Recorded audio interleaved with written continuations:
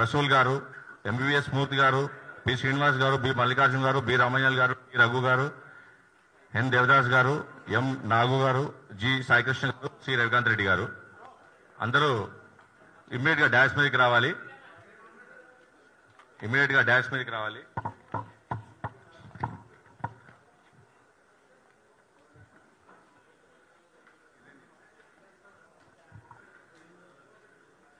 అందరూ mobile switch off చేశారని అనుకుంటున్నాము. కొంచెం ఏజెన్సీస్కి చిట్ చాట్ కూడా కొంచెం తగ్గిస్తే మనం మీటింగ్ స్టార్ట్ చేసుకోవచ్చు. త్వరగా రా బస్ ప్లీజ్. నాదే ఉండదు, నా పేపర్ చూడాలా.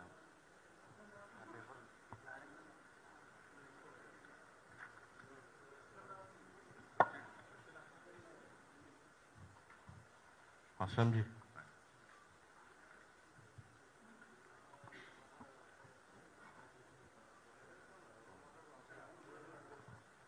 శ్రీనివాస్ గారు, ఐకాన్ శ్రీనివాస్ గారు, please come on the dais.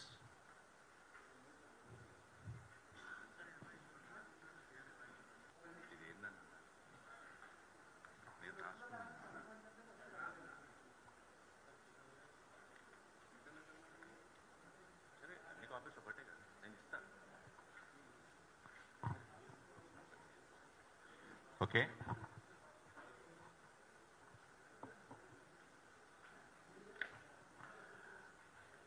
Press మీట్కి ముందు ఈ నెలలో మనం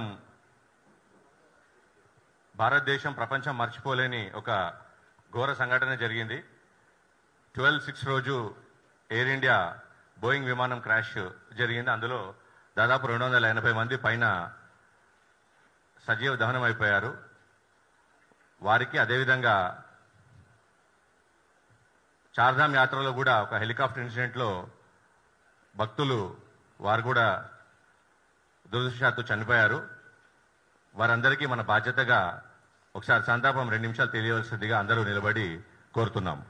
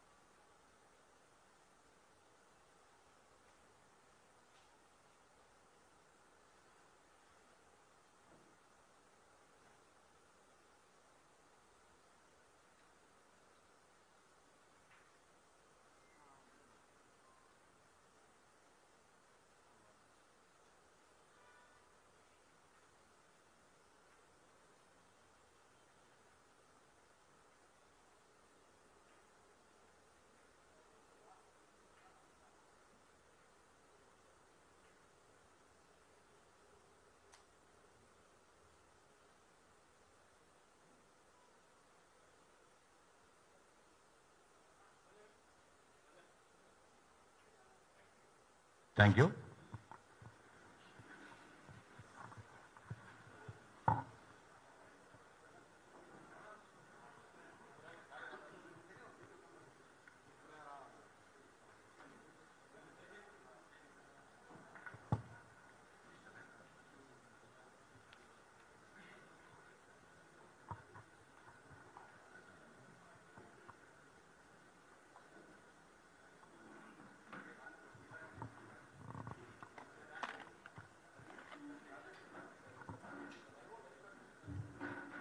डिस्टर्बेंस सब आप है.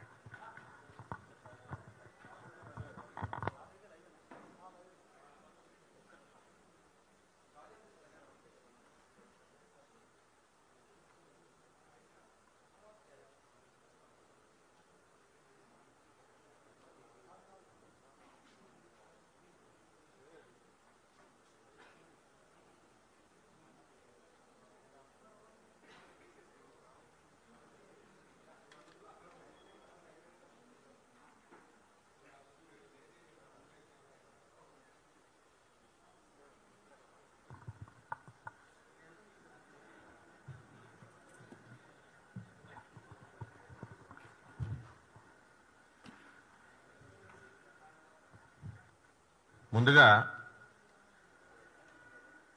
ఇక్కడికి విచ్చేసిన పాత్రికేయ మిత్రులకి, టీవీ ప్రింట్ మీడియా మిత్రులకి, డిజిటల్ మీడియా మిత్రులకి, సోషల్ మీడియా మిత్రులకి, వారందరికీ Telangana outdoor media owners association తరఫున సాధారణంగా ఆహ్వానం పలుకుతున్నాము. ఇవాళ ఈ మీటింగ్ ఏకైక అజెండాతోటి తెలంగాణ అవుట్డోర్ మీడియా ఆర్గనైజ్ చేస్తోంది. ప్రస్తుత పరిస్థితుల్లో అవుట్డోర్ అడ్వర్టైజింగ్ పరిశ్రమ ఎదుర్కొంటున్న సమస్యలు పరిష్కారము, దాంతోపాటు తెలంగాణలో సమగ్ర ప్రకటనల విధానం ఏ విధంగా ఉండాలి, దానికోసం మేము ఎదురు చూస్తున్నాము. ఒక సంవత్సరన్నర నుంచి దాదాపు మేము ఈ సమగ్ర ప్రకటనల విధానం వస్తుంది, కాంప్రహెన్సివ్ అడ్వర్టైజ్మెంట్ పాలసీ వస్తుందని చెప్పి ఎదురు చూసి మా ఇండస్ట్రీ ఇవాళ ఈ ప్రెస్ మీట్ ఆర్గనైజ్ చేసింది.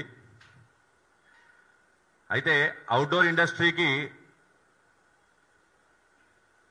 ఒక ఘన చరిత్ర ఉంది.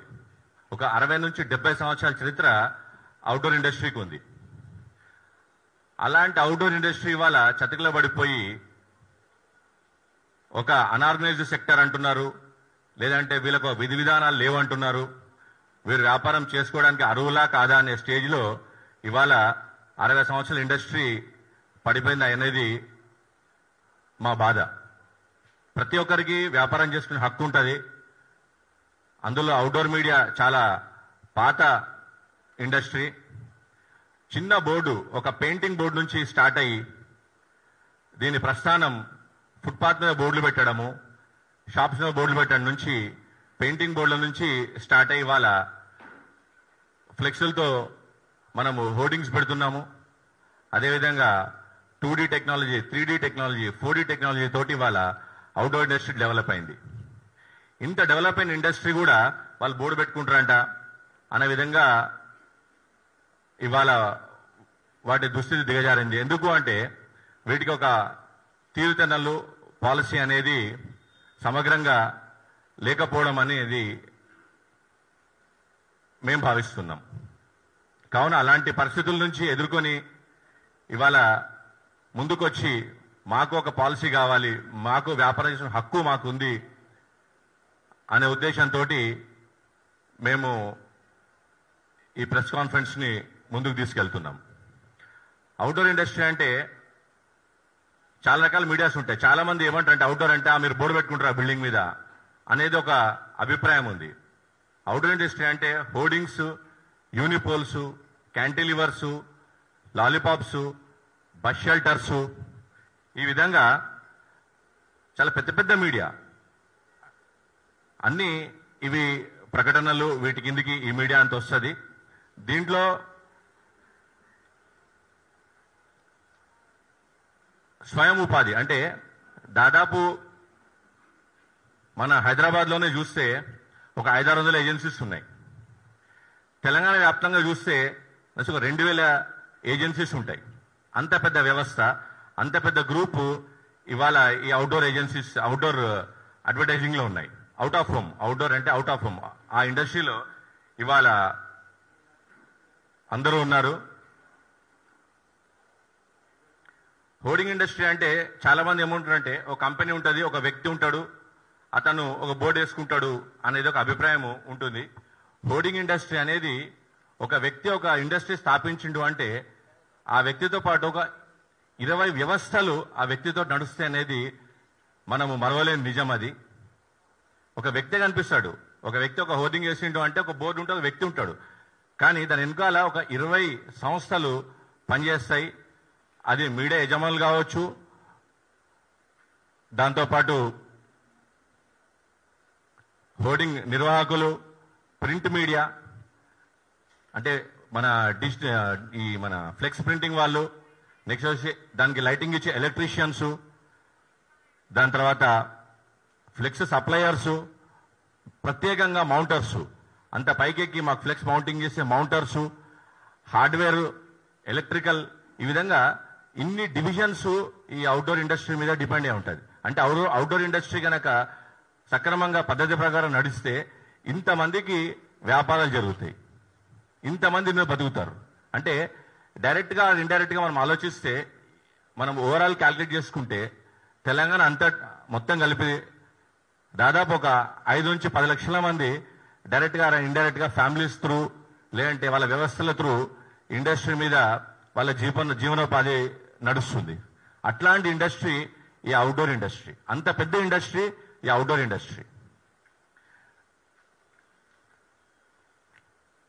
యాక్చువల్లీ ఇవాళ ప్రభుత్వం చాలా రకాలుగా అందరికీ సహాయం చేస్తుంది. ఇవాళ రైతులకు సహాయం చేస్తుంది, అదేవిధంగా నిరుద్యోగులకు సహాయం చేస్తుంది, ఉద్యోగాలు కల్పిస్తుంది. రాజీవ్ యువశక్తి అని చెప్పేసి ఆ ప్రోగ్రాం పెట్టి సెల్ఫ్ ఎంప్లాయ్మెంట్ స్కీమ్స్ రన్ చేసి వాళ్ళు ఉపాధి కల్పించుకుని నలుగురికి ఉపాధి కల్పించాలి అని చెప్పేసి ప్రభుత్వం చాలా మందికి చాలా రకాలుగా ప్రోత్సాహాలు ఇస్తుంది. వారి ప్రోత్సాహానికి దానికి మేమంతా ధన్యవాదాలు తెలుపుతున్నాం. అయితే ఇవాళ ఈ అవుట్డోర్ ఇండస్ట్రీలో వచ్చేవారు సెల్ఫ్ ఎంప్లాయిడ్. అంటే మేమంతా ఉద్యోగాలు చేసి మేమంతా చదువుకున్న తర్వాత ఇక్కడ ఉన్నవారు ఎవరు తక్కువ జనాలు కాదు. అందరూ బీటెక్లు, పిహెచ్డీలు, ఎంఏలు, ఎంబీఏలు అంతా చదువుకుని సొంతంగా మనము వ్యాపారం పెట్టుకుని మనము ఇండస్ట్రీలో ఉండి ఇంకొక 10 మందికి ఉపాధి ఇద్దాము అనే ఒక సదాలోచనతోటి వ్యవస్థలు పెట్టిన వాళ్ళు. అందరికీ తెలుసు, వ్యవస్థ పెట్టాలంటే ఫండ్స్ చాలా ఇంపార్టెంట్. ఏ వ్యాపారంకైనా బిజినెస్ రన్ చేయాలంటే డబ్బులు కావాలి, డబ్బులు లేని బిజినెస్ రన్ చేయలేరు.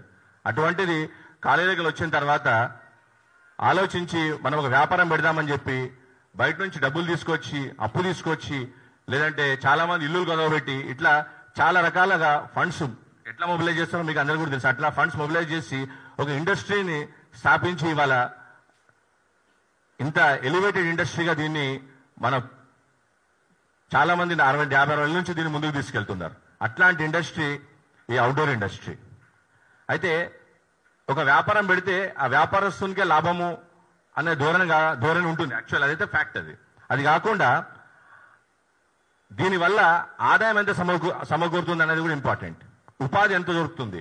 నేను ఒక ఇండస్ట్రీ పెట్టాను అంటే నా తరఫున ఒక 20-30 మందికి ఉపాధి దొరుకుతుంది. మోటార్స్కి ఉపాధి దొరుకుతుంది, డిటిపి ఆపరేటర్స్కి ఉపాధి దొరుకుతుంది, ఫ్లెక్స్ ప్రింటింగ్ వాళ్ళకి ఉపాధి దొరుకుతుంది, ఎలక్ట్రీషియన్ డైలీ వెళ్ళి ఈవినింగ్ సైట్ చెక్ చేస్తాడు, వాళ్ళకి మంత్లీ శాలరీస్ వస్తాయి. ఈ విధంగా చాలా మంది ఐరన్ పోతుంది, స్టీల్ సేల్ అవుతుంది. ఇట్లా చాలా రకాలుగా ఈ ఇండస్ట్రీ ఇంతమందిని కాపాడే దోహదపడే ఇండస్ట్రీగా ఇది విరాజిల్లుతుంది. కానీ గుర్తింపు కోల్పోతుంది అనే భావన ప్రస్తుత పరిస్థితుల్లో ఏర్పడింది. దాంతోపాటు బిజినెస్ లో ఒక బిజినెస్ చేస్తే ఒక టైప్, అంటే ఇప్పుడు ఫర్ ఎగ్జాంపుల్ వ్యాపారం చేస్తే లాభాలు ఉంటాయి. వాటితో పాటు ఏంటి, వ్యవస్థలకు ఏం లాభాలు. ఇవాళ మా అవుట్డోర్ ఇండస్ట్రీ తోటి ఫస్ట్ ఆఫ్ ఆల్ టోటల్ తెలంగాణలో మేము బోర్డులు వేసుకోవడం వల్ల అడ్వర్టైజ్మెంట్ ట్యాక్స్ అనేది గవర్నమెంట్కి మేజర్ రెవెన్యూ. ఫస్ట్ మేము ఒక బోర్డు వేసినాము అంటే ఫస్ట్ మేము అడ్వర్టైజ్మెంట్ ట్యాక్స్ పే చేసి మా ప్రపోజల్ గవర్నమెంట్కి సబ్మిట్ చేసి మేము అడ్వర్టైజ్మెంట్ ట్యాక్స్ కడతాం. అదొక టైప్ ఆఫ్ రెవెన్యూ. దాంతోపాటు వ్యాపారం చేస్తున్నాం, మేము ఒక బిల్ రేజ్ చేస్తాం. ఆ బిల్లు మీద 18% జిఎస్టీ మేము పే చేస్తాం. హైయెస్ట్ జిఎస్టీ అడ్వర్టైజింగ్ మీద ఇవాళ హైయెస్ట్ జిఎస్టీ 18% మేము పే చేస్తాం. జిఎస్టీ ఎంత ఆదాయమో అది నేను ప్రత్యేకంగా చెప్పాల్సిన పని లేదు. 1,00,000 రూపాయలు మేము ఒక బిల్ రేస్ చేస్తే దానికి 18,000 రూపాయలు జిఎస్టీ చేస్తాం. అట్లా టోటల్ తెలంగాణలో 1000 కంపెనీలు కనుక బిజినెస్ చేసి 1,00,000 రూపాయలు లేదా 10 లక్షల రూపాయలు వాళ్ళు ఎవ్రీ మంత్ బిల్లింగ్ చేస్తే దాని టర్న్ ఓవర్ ఎంత అవుతుందో కొన్ని కోట్ల రూపాయలు ఉంటుంది. అంత జిఎస్టీ వస్తుంది. ప్లస్ ప్రతి టౌన్కి ప్రతి డిస్ట్రిక్ట్లో మేము కట్టే అడ్వర్టైజ్మెంట్ ట్యాక్స్ చాలా గవర్నమెంట్కు రెవెన్యూ సమకూరుతుంది. దాంతోపాటు మేము ఇన్కమ్ ట్యాక్స్ కూడా పే చేస్తాం. అదొక రెవెన్యూ వ్యవస్థ జరుగుతుంది. దాంతోపాటు ప్రొఫెషనల్ కాబట్టి ప్రొఫెషనల్ ట్యాక్స్. వీటితో పాటు మావి కరెంటుతో నడిచే బోర్డులు ఉంటే కనుక ఎలక్ట్రిసిటీ బిల్లు హైయెస్ట్గా దాదాపు ఒక 13 rupees per unit to 14 rupees per unit మేము 16 రూపీస్ పర్ యూనిట్ మేము ఎలక్ట్రిసిటీ బిల్ అనేది పే చేస్తున్నాం. ఇది కూడా మాకు కమర్షియల్ ప్రైజే. సో ఇన్ని విధాలుగా మేము గవర్నమెంట్ కూడా ఆదాయ సముపార్జన, అంటే మా వ్యవస్థల ద్వారా గవర్నమెంట్ కూడా ఆదాయం వస్తుంది. ఇవన్నీ క్యాల్కులేట్ చేసుకుంటే కొన్ని 100 కోట్ల రూపాయలు ఆదాయాన్ని గవర్నమెంట్కు మా వ్యాపారాల్లో జరుగుతుంది. మరి ఇలాంటి వ్యాపారానికి మేము ఒక సమగ్రమైన పాలసీ ఇచ్చి మమ్మల్ని ముందుకు తీసుకెళ్ళండి అని చెప్పి మేము ఇవాళ గవర్నమెంట్ని అభ్యర్థిస్తున్నాం, సవినయంగా రిక్వెస్ట్ చేస్తున్నాం. ఎందుకు అనంటే ఒక వ్యవస్థ నడవాలి అంటే ఒక సమగ్రమైన పాలసీ చాలా ఇంపార్టెంట్. సో అది ఒక ప్రపోజల్గా ముందుకు వచ్చింది. వాటి గురించి చాలా ఏళ్ళ నుంచి వెయిట్ చేస్తున్నాము. దానికి అది ముందుకు పోవట్లేదు. కారణాలు ఏవైనా కారణాలు విశ్లేషించకుండా అది ముందుకు పోతే మా భవిష్యత్తును మేము కాపాడుకోగలుగుతాము, దీని మీద డిపెండ్ అయ్యే వాళ్ళని కాపాడగలుగుతాము. ఈ వ్యవస్థ అన్ని వ్యవస్థల్లాగే print media, electronic media, digital media లాగే మా వ్యవస్థకున్న ఇంపార్టెన్స్ కోల్పోకుండా అది నడవాలని ఆశిస్తూ ముందుకు పోయే ఇండస్ట్రీ కాబట్టి ఖచ్చితంగా దీనికి ఒకే ఒక అజెండా తోటి మేము ముందుకు వచ్చి ఈ వ్యవస్థని ఈ మీటింగ్ ఆర్గనైజ్ చేయడం జరిగింది. దీని తర్వాత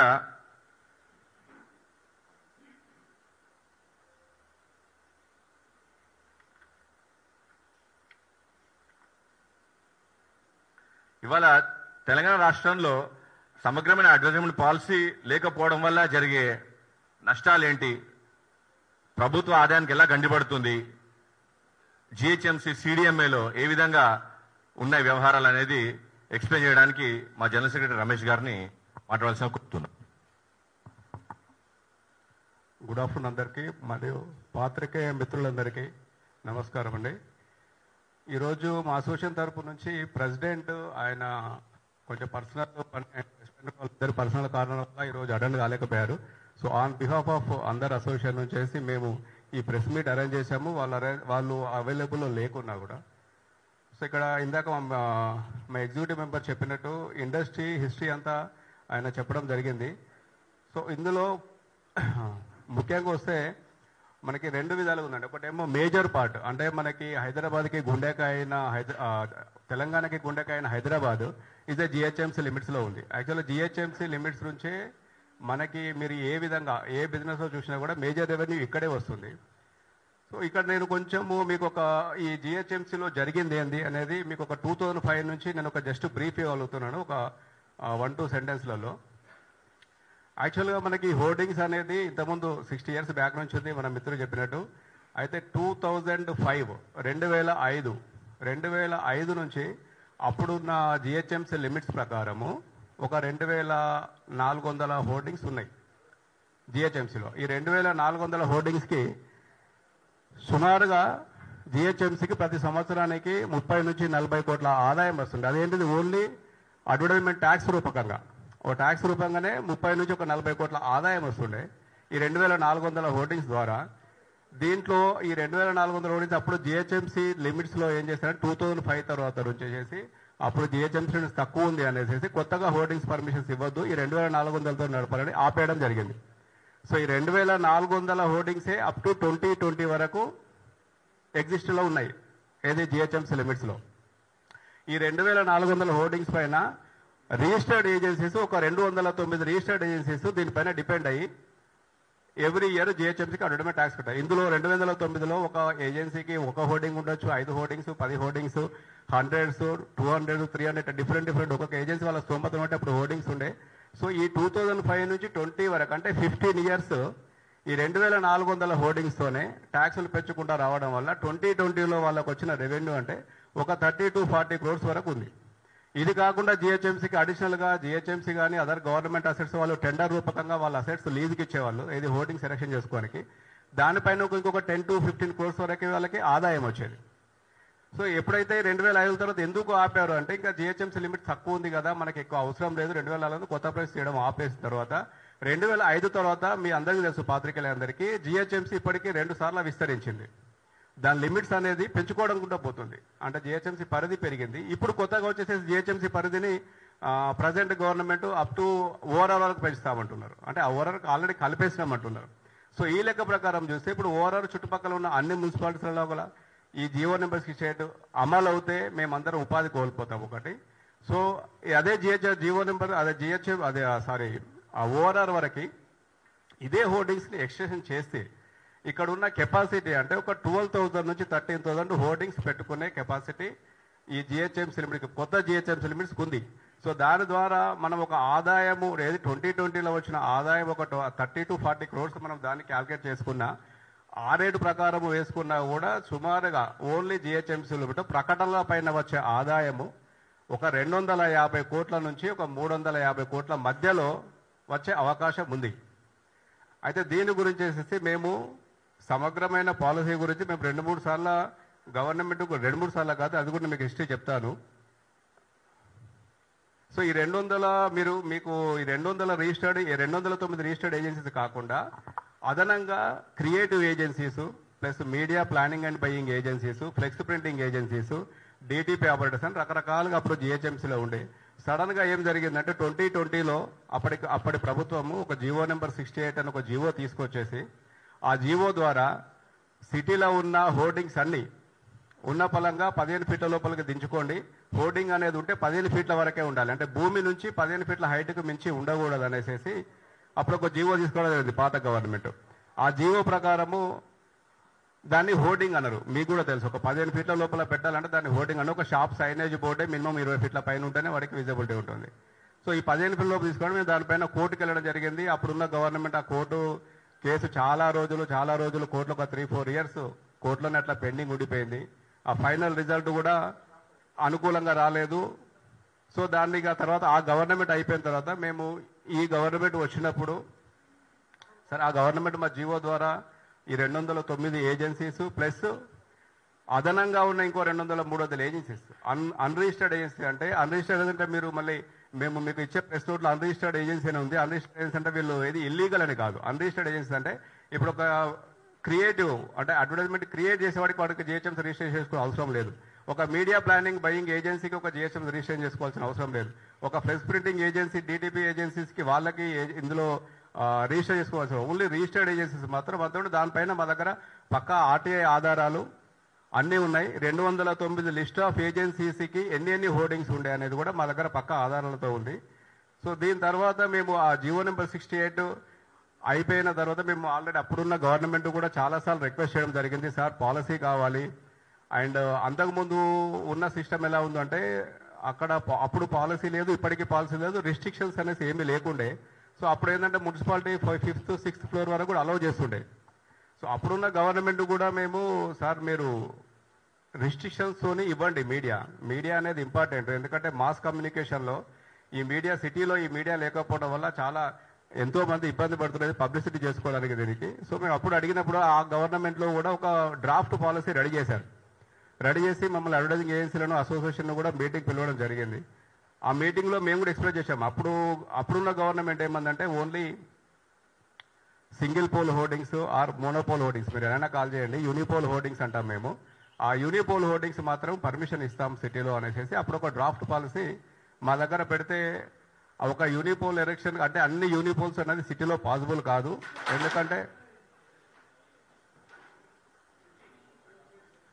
ఎందుకు అంటే ఆ యూనిపోల్ అఫోర్డ్ చేసడానికి బయ్యర్స్ కూడా రెడీగా ఉంటారు. బయ్యర్స్ అంటే ఇంత మీన్స్ అడ్వర్టైజ్మెంట్ స్పెండ్ చేసే వాళ్ళు కూడా సో అంత అమౌంట్ పెట్టలేరు అనేసి ఇప్పుడు గవర్నమెంట్కి రిక్వెస్ట్ చేయడం జరిగింది. గవర్నమెంట్కి ఏమని రిక్వెస్ట్ ఇచ్చామంటే sir 2nd floor 3rd floor వరకు అలో చేయండి hoarding, and wall drops hoardings కూడా యాడ్ చేసి అలో చేయండి అని అప్పుడు చెప్పాము. అంతలోనే ఎలక్షన్ కోడ్ వచ్చింది, అది అక్కడికి ఆగిపోయింది. ఈ గవర్నమెంట్ వచ్చిన దగ్గర నుంచి ఫ్రమ్ ద డే 1 మేము ఫస్ట్ రిప్రజెంటేషన్ ఈ గవర్నమెంట్ ప్రజాపాలన గవర్నమెంట్ ఇది పేదల కోసము అండ్ పేదల పెన్నిది గవర్నమెంట్ అని మేము చాలా ఎక్స్పెక్ట్ చేశాము. సో ఇందిరమ్మ రాజ్యము సో అనేసి మేము కూడా అంటే ఈ గవర్నమెంట్ వస్తే మాకు సపోర్ట్ చేస్తుందని మాకు ఎలా నమ్మకం ఉండే అంటే మేము 2020 జీవో వచ్చినప్పుడు అప్పుడు కూడా మేము ధర్నా కార్యక్రమాలు చాలా ప్రొటెక్ట్ కార్యక్రమాలు చేయడం జరిగింది. అప్పుడు మాకు ఈ పార్టీ ఆ పార్టీ అని కాదు, అన్ని పార్టీలు మాకు సపోర్ట్ చేస్తాయి. అప్పుడున్న రూలింగ్ పార్టీ కాకుండా మిగతా పార్టీస్ అన్ని సపోర్ట్ చేస్తాయి. అందులో ముఖ్యంగా రేవంత్ రెడ్డి గారు కూడా ఇప్పుడున్న సీఎం సార్ కూడా మాకు అప్పుడు మా వెనకాల ఉండేసేసి లేదు మీకు ఖచ్చితంగా ఇది అన్యాయమే జరుగుతుంది, మీకు ఈ జీవో వల్ల మేము ఖచ్చితంగా మీకు సపోర్ట్ చేస్తామనేసి మేము ప్రెస్ మీట్ పెట్టినా కూడా వాళ్ళ సైడ్ నుంచి కొంతమంది వచ్చి ఆ ధర్నాలో పాల్గొనడం జరిగింది, ప్రెస్ మీట్లో పాల్గొనడం జరిగింది. దాని తర్వాత జిహెచ్ఎంసీ లాస్ట్ ఇయర్ జిహెచ్ఎంసీ ఎలక్షన్స్లో కూడా మీకు పాత్రికేయులందరికీ తెలుసుంటుంది. ఒకసారి లాస్ట్ ఇయర్ జిహెచ్ఎంసీ ఎలక్షన్స్లో మీరు కనుక కాంగ్రెస్ మేనిఫెస్టో చూస్తే అందులో కాంగ్రెస్ కనుక ఇక్కడ జిహెచ్ఎంసీలో లీడ్లోకి వస్తే మేయర్ సీట్లోకి వస్తే మేము ఖచ్చితంగా జీవో నెంబర్ 68ని అమెండ్మెంట్ చేస్తాము గవర్నమెంట్తో మాట్లాడి.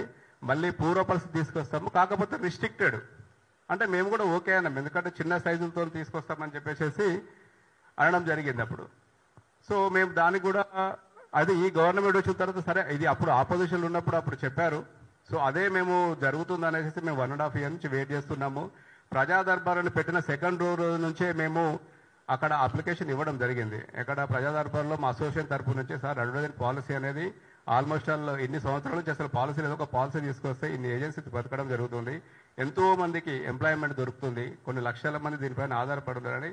అండ్ ప్రజా దర్బార్లో సీఎం ఆఫీస్లో అండ్ గవర్నమెంట్ అఫీషియల్స్లో హైరార్కీ ఎంతమంది ఉందో అంతమందిని మేము కలిసి మా రిప్రజెంటేషన్స్ మా ప్రజెంటేషన్స్ అందులో పాలసీ కూడా ఎలా ఉండాలి అనేసి మేమే ఒక గ్రాఫికల్గా కూడా ఫ్లో చార్ట్స్ పై చార్ట్స్ వేసేసి కూడా మేము గ్రాఫికల్ పెట్టి ఒక 5-10 pages government of Telangana CMO ఆఫీస్లో కూడా మేము చాలాసార్లు సబ్మిట్ చేయడం జరిగింది.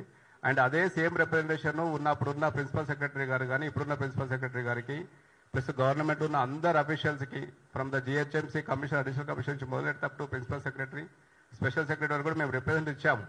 ఇచ్చేసి ఇప్పటికి 1.5 year అవుతుంది గవర్నమెంట్ వచ్చిన కొంచెం వెయిట్ చేస్తున్నాము. సో మేము ముఖ్యంగా మేము కలిసి ఒకసారి, ఎందుకంటే ఇది ఒకటే కాకుండా మేము మిగతా మినిస్టర్స్ను కలిసాము. ఎప్పుడైతే city incharge minister Ponnam Prabhakar గారికి ఇచ్చారో అప్పుడే మేము వెళ్ళి ఆ సార్ను కూడా కలవడం జరిగింది. సార్ అయితే ఇమీడియట్ ఒక లెటర్ రాసేసి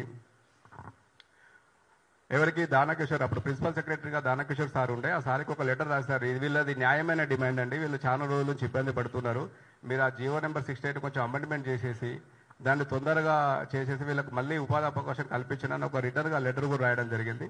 కానీ అప్పటి నుంచి ఇప్పటి వరకు గవర్నమెంట్లో ఏ మూమెంట్ లేదు. మేము ఇంకా దాదాపు 4-5 మినిస్టర్స్ కూడా కలవడం జరిగింది. వాళ్ళందరికి దగ్గరికి వెళ్ళినప్పుడు కూడా వాళ్ళు అనేది ఏంటంటే ఇది మున్సిపల్ శాఖ అనేది సార్ దగ్గర ఉంది, సార్ దగ్గర ఉన్నప్పుడు మీరు డైరెక్ట్ సార్నే కలవాలనేసి వాళ్ళు చెప్పడం జరిగింది.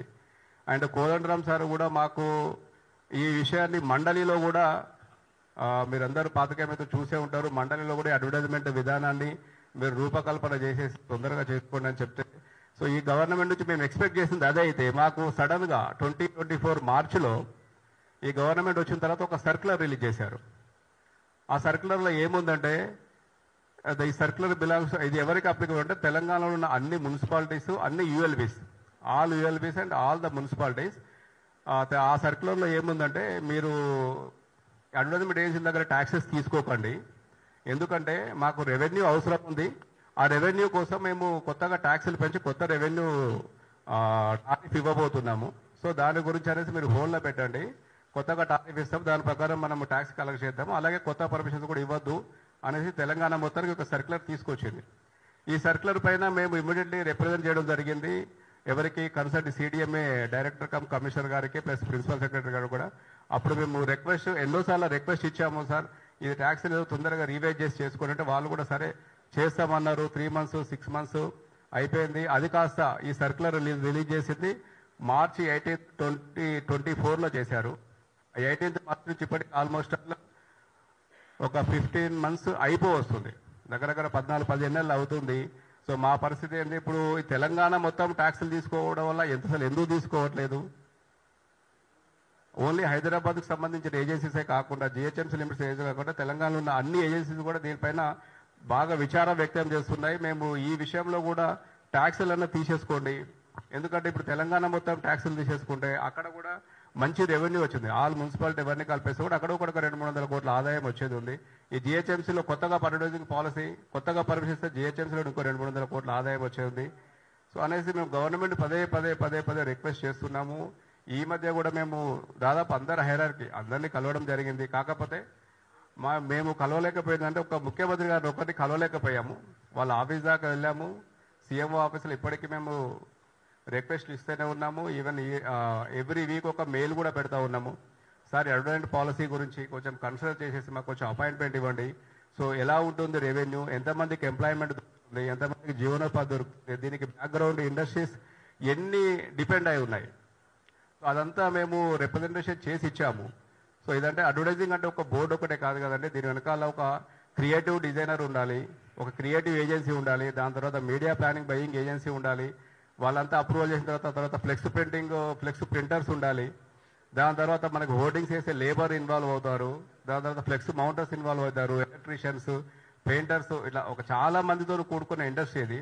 దీని ఇండస్ట్రీ అనేది అనకుండా వీళ్ళు ఇప్పుడు మమ్మల్ని కొంచెము ఈ ట్యాక్సులు తీసుకోవడం వల్ల లేకపోతే ప్రతిసారి మమ్మల్ని ఇల్లీగల్ అనడము లేదు. మాకు ఒక నిర్దిష్టమైన పాలసీ, అంటే మీరు ఈ సైజులో హోర్డింగ్ పెట్టుకోండి, ఈ సెకండ్ ఫ్లోర్ వరకు పెట్టుకోండి, ఫస్ట్ ఫ్లోర్ వరకు పెట్టుకోండి, ఫోర్త్ ఫ్లోర్ వరకు పెట్టుకోండి, ఇంతే సైజు పెట్టుకోండి, this is the structural design, ఈ డిజైన్ మాత్రమే వాడండి అనేసి మాకు ఒక నిర్దిష్టమైన పాలసీ మాత్రమే అడుగుతారు మేము గవర్నమెంట్. ఒక నిర్దిష్టమైన పాలసీ మీరు మా ముందుకు తీసుకొచ్చేస్తే ఇప్పుడున్న ఇక్కడ హైదరాబాద్ సరౌండింగ్స్లో ఉన్న 300-400 ఏజెన్సీస్ కాకుండా తెలంగాణ మొత్తంలో ఇంకొక 1000-1200 ఏజెన్సీస్ ఉన్నాయి. ఇంకా ఎన్నో ఏజెన్సీస్ పుట్టుకొస్తాయి. ఎందుకంటే ఇప్పుడు సిటీ చాలా ఎక్స్పాన్షన్ అయిపోయింది. లిమిట్స్ కూడా మీరు ఇప్పుడు అవుటర్ రింగ్ రోడ్ వరకు పెంచారు. కాబట్టి మేము ముఖ్యమంత్రి రిక్వెస్ట్ చేసేది ఏంటంటే దీంట్లో మేమే కాకుండా ఇక్కడ లోకల్ వాళ్ళు అంతా దాదాపు 80-90% తెలంగాణ వాళ్ళే ఉన్నాము.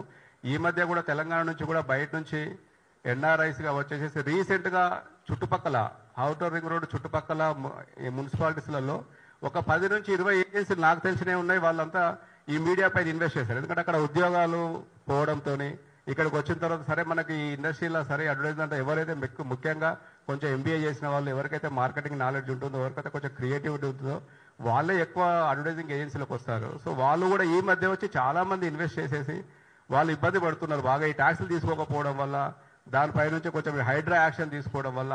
సో దీనికి అందరికీ ఒకటే సొల్యూషన్ ఏంటంటే ఒక సమగ్రమైన మొత్తం జిహెచ్ఎంసీతో కలిపి తెలంగాణ మొత్తానికి ఒక సమగ్రమైన పాలసీ అనేది రావాలనేసి మేము దాదాపు అంటే ఈ గవర్నమెంట్లో ప్లస్ అఫీషియల్స్లో కూడా ఒక విధంగా చెప్పాలంటే ఎక్కని మెట్టు లేదు, మొక్కని దేవుడు లేదు అన్నట్టు దాదాపు అందరినీ కలిసాము.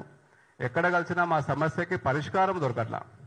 సో మేము ఈ ప్రెస్ మీట్ కూడా పెట్టుకోవడానికి కారణం ఏంటంటే ఇన్ని రోజుల నుంచి చూస్తున్నాము, దగ్గర 18 నెలలు అయిపోతుంది, 1.5 year అయిపోయింది. ఇంకా కూడా మాకు పరిష్కారం దొరకకపోతే ఈ గవర్నమెంట్లో ఇంకెప్పుడు దొరుకుతుంది మాకు పరిష్కారము? ప్రజాపాలన గవర్నమెంట్ కదా, పేదల గురించి ఆలోచిస్తుంది కదా. మరి ఒక 2-3 ఏజెన్సీస్లే బతికేటట్టు జరుగుతూ ఉంది. ఈ మధ్య జరిగిన సినారియో కూడా జిహెచ్ఎంసీలో ఒక 2-3 ఏజెన్సీస్కి జీవో నెంబర్ 68 కాదనేసేసి అది కంటెంప్ట్ ఆఫ్ ద కోర్ట్ అవుతుంది. స్పెషల్ ఆర్డర్స్ ఇస్తున్నారు. 1-2 ఏజెన్సీస్కు, ఒక 2-3 ఏజెన్సీస్కి మాత్రమే ఆ జీవో నెంబర్ 68 స్పెషల్గా అమెండ్మెంట్ చేసేసి పెద్ద పెద్ద ఎల్ఈడి బోర్డులకి అండ్ ఎల్ఈడి యూనిపోల్ హోర్డింగ్స్కి, ఫుట్ ఓవర్ బ్రిడ్జెస్ పైన వీటిపైన ఇవ్వడం జరుగుతుంది. అయితే మేము దాన్ని కూడా మేము కంప్లైంట్ ఇవ్వడం జరిగింది. దానిపైన కూడా మేము ఇది అగ్నెస్ట్ జీవో నెంబర్ 68 ఉంది కదా అని జిహెచ్ఎంసీలో చెప్పడం జరిగింది. ఇది అన్నిటికీ కావాలంటే ఒక సమగ్రమైన అడ్వైజరీ పాలసీ తీసుకురావడం వల్ల ఎంతో మందికి ఇది జరుగుతుంది. ఈ సర్క్యులర్ని కూడా తెలంగాణ మొత్తం సర్క్యులర్ని కూడా ఇమీడియట్లీ ఎత్తేసేసి ఈ అడ్వర్టైజ్మెంట్ ట్యాక్స్లు ఇమీడియట్లీ తీసుకోవాలి. ఎందుకంటే మనం ఈ మధ్య అన్ని పేపర్లలో మీరు పత్రికలు అందరూ రాస్తూనే ఉన్నారు, government is looking for the revenue generation and rising Telangana, ఎంతో ఎంప్లాయ్మెంట్ కల్పిస్తామంటున్నారు. మరి అడ్వర్టైజ్మెంట్ ట్యాక్స్ ఏం తీసుకోవట్లేదు సార్, మీరు ట్యాక్సెస్ తీసుకోండి. ట్యాక్సెస్ తీసుకుంటే ఎంతో కొంత మా చేదోడు వాదోడుగా ఏదైతే ట్యాక్స్ ఉందో 100 crores, 50 crores, 70 కోట్లు, 100 కోట్లు, 150, 200 కోట్లు ఎంతో వస్తుంది కదా గవర్నమెంట్కి. మేమేం తప్పు చేసాము? మమ్మల్ని ఎందుకు సర్క్యులర్ రిలీజ్ చేసేసేసి March 18 చేసి ఇప్పటి వరకు 14 నెలలు 15 నెలలు వస్తుంది, ఇంతవరకు ఆ ట్యాక్స్ పైన దృష్టి పెట్టట్లేరు. సో దీనిపైన తీసుకోండి పదే అనేసి మేము చెప్తున్నాం, అది తీసుకోవట్లేదు. పోనీ జిహెచ్ఎంసీలో ఒక సమగ్రమైన అడ్వర్టైజ్మెంట్ పాలసీ అవసరం లేదా? ఒకసారి ఆలోచించండి. అసలు జిహెచ్ఎంసీలో హైదరాబాద్ జిహెచ్ఎంసీ తెలంగాణ గుండకాయ కదా, అందులో ఒక పబ్లిసిటీ చేసుకోవాలంటే ఇప్పుడు మీ న్యూస్ ఛానల్స్ అయినా ఒక కొత్త ఛానల్ లేకపోతే ఒక ఛానల్ మీరు పబ్లిసిటీ చేసుకోవాలంటే మీడియా ఎక్కడ ఉంది సార్? ఇక్కడ అంటే మాస్ కమ్యూనికేషన్ మీడియా మీకు కావాలి కదా, మీకైనా కావాలి, ఒక చర్మాస్ అనే కంపెనీకైనా కావాలి, ఒక రిలయన్స్ వాళ్ళకైనా కావాలి, లేకపోతే ఫ్యూచర్ గ్రూప్ అయినా, ఏ కంపెనీకైనా, సిమెంట్ కంపెనీకైనా, ఆదానికైనా, వీళ్ళందరికీ ఎవరికి ఇక్కడ అడ్వర్టైజ్మెంట్కు హోర్డింగ్స్ లేకపోవడం వల్ల, బిగ్ మీడియా హోర్డింగ్స్ అనేది లేకపోవడం వల్ల ఏమవుతుందంటే తెలంగాణకి రావాల్సిన అడ్వర్టైజ్మెంట్ బడ్జెట్ కూడా అలొకేషన్ అవ్వట్లేదు. ఎందుకంటే పెద్ద పెద్ద companies, MNC companies, multinational companies, Telangana ఇండియాలో ఉన్న టాప్ కంపెనీస్ లైక్ రిలయన్స్ అనుకోండి, ఆదాన్ అనుకోండి, ఐటీసీ అనుకోండి, యూ నేమ్ ఇట్, ఈ కంపెనీస్ అంతా యాన్యువల్ ఒకసారి మీటింగ్ పెట్టుకున్నప్పుడు అడ్వర్టైజ్మెంట్ బడ్జెట్ అలొకేట్ చేస్తారు. ఈ అడ్వర్టైజ్మెంట్ బడ్జెట్లో ఏ స్టేట్కి ఎంత పెట్టాలి, ఏ స్టేట్కి ఎంత పెట్టాలని అలొకేట్ చేసినప్పుడు ఇంతకుముందు పర్ఫెక్ట్గా హోర్డింగ్స్ హైదరాబాద్ మీడియా బాగుంది కాబట్టి హైదరాబాద్కి ఇన్ని కోట్లు పక్కకు పెట్టేసేయండి అంటే, ఇన్ని కోట్లు పెట్టడం వల్ల అది ఓన్లీ అవుట్డోర్కే కాదు, అవి ఎన్ని కోట్లలో టీవీ మీడియాకి వస్తుంది, ప్రింట్ మీడియాకి వస్తుంది, ప్లస్ అవుట్డోర్ మీడియాకి వస్తుంది. అలాగే ఇంకా బీటీఎల్ యాక్టివిటీస్ చిన్న చిన్న వ్యాన్లు పెట్టుకొని ఊరూరా ప్రచారం చేసుకుంటారు, వాళ్ళకు కూడా వస్తుంది. అయితే ఇక్కడ హోర్డింగ్స్ అనే జిహెచ్ఎంసీలో లేకపోయేసరికి వీళ్ళు అసలు హైదరాబాద్ తెలంగాణకి బడ్జెట్ అలొకేట్ చేయడమే వాళ్ళు ఆలోచించట్లా.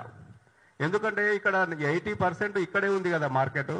మనం హైదరాబాద్లో మీడియా లేకపోతే మనం చుట్టుపక్కల ఈ టౌన్స్లలో డిస్ట్రిక్ట్స్లలో చేసి కూడా పెద్ద ఉపయోగం ఉండదు అనే ఉద్దేశంతోనే ఇక్కడ మీడియా లేకపోవడం వాళ్ళు అసలు ఆ బడ్జెట్ ఇక్కడికి రావట్లా. ఆ బడ్జెట్ వస్తేనే మీరందరూ, మేము కూడా ఒక మీడియా, మీరు మీ తర్వాత మేము మాస్ కమ్యూనికేషన్లో మేము ఒక మీడియా, మాది చీపెస్ట్ మీడియా కూడా. సో పాత్రికేయులతో మేము కోరుకునేది ఏంటంటే మనము ఆ యాంగిల్లో చూడండి. ఇక్కడ ఏది ఒక అడ్వర్టైజ్మెంట్ బడ్జెట్ ఒక కంపెనీ ఇక్కడ తీసుకొచ్చేస్తే దాంట్లో వాడికి ఒక హోర్డింగ్స్ పెడితేనే వాడి సేల్ వాడి సర్వీస్ అవ్వదు. అంటే దాంట్లో ఒకసారి హోర్డింగ్స్ పెట్టినప్పుడు అదే టైంలో పేపర్ యాడ్ ఇవ్వాలి, అదే టైంలో టీవీ యాడ్ ఇవ్వాలి, అదే టైంలో బీటీఎల్ యాక్టివిటీ చేయాలి. ఇంతకుముందు మనకు దసరా కానీ సంక్రాంతి కానీ ఇట్లాంటివి వస్తే సిటీలో ఇట్లా బయటికి వెళ్ళగానే హోర్డింగ్స్ పైన మీరు చూస్తుండేవాళ్ళు. ఇక్కడ బ్రాండ్ ఫ్యాక్టరీలో ఇంత డిస్కౌంట్ ఉందా, రిలయన్స్ ఇంత డిస్కౌంట్ ఉందా, చర్మన్ ఇంత డిస్కౌంట్ ఉందా, ఆర్ఎస్ బాస్ ఎంత డిస్కౌంట్ ఉందా అని. ఇప్పుడు ఈ కమ్యూనికేషన్ ఎక్కడ వస్తుంది సార్ మీ అందరికి? అసలు సిటీలో ఏ ఈవెంట్ అవుతుందో మనకు తెలుస్తుందా? ఇంతకుముందు కంట్రీ క్లబ్ లాంటిది కానీ ఒక పెద్ద పెద్ద హోటల్స్ రిసార్ట్స్ ఏదైనా ఈవెంట్ చేస్తే 31st ఈవెంట్ చేస్తే వాళ్ళు ఒక 10-15 రోజులు పబ్లిసిటీ చేసేవాళ్ళు. ఈ పబ్లిసిటీ చేయడం వల్ల ఆ డబ్బంతా ఏజెన్సీకి రాదండి. ఏజెన్సీకి ఎంత రావాలో అంత వస్తుంది, మిగతా అంతా ట్యాక్స్ రూపంగా మళ్ళీ గవర్నమెంట్గా పోతుంది కదా. ఇప్పుడు మేము కట్టేది మేజర్గా అడ్వర్టైజ్మెంట్ ట్యాక్స్ కాకుండా మేము మా బిజినెస్ పైన 18% జిఎస్టీ కలెక్షన్ చేసేసి అది గవర్నమెంట్కే కడతాము. ఒక హోర్డింగ్ చేయాలంటే ప్రధాన కావాల్సింది స్టీల్. ఆ స్టీల్ కొన్నా కూడా మేము దానిపైన 18% జిఎస్టీ కడతాము. ఆ స్టీల్కి కావాల్సిన ఫ్యాబ్రికేటర్ దానిపైన జిఎస్టీ కడతాము.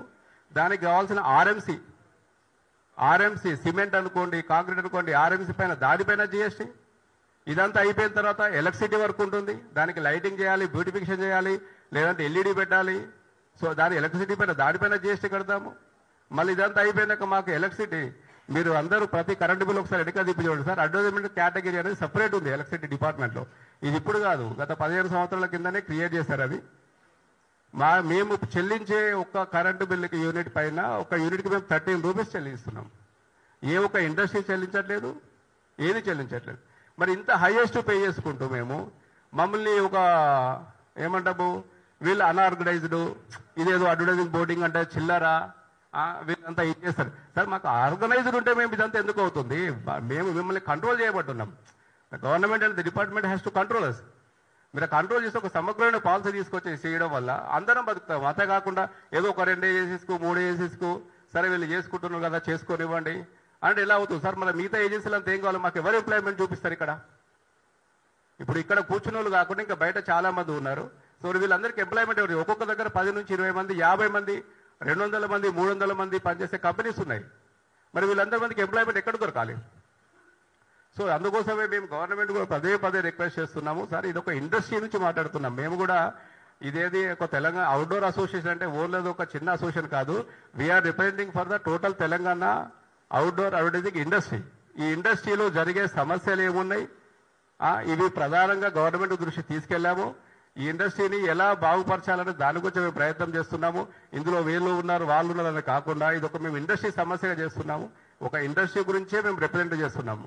సో గవర్నమెంట్ కూడా మేము కోరేది ఏంటంటే ఒక సమగ్రమైన పాలసీ విధంగా ఆలోచించండి.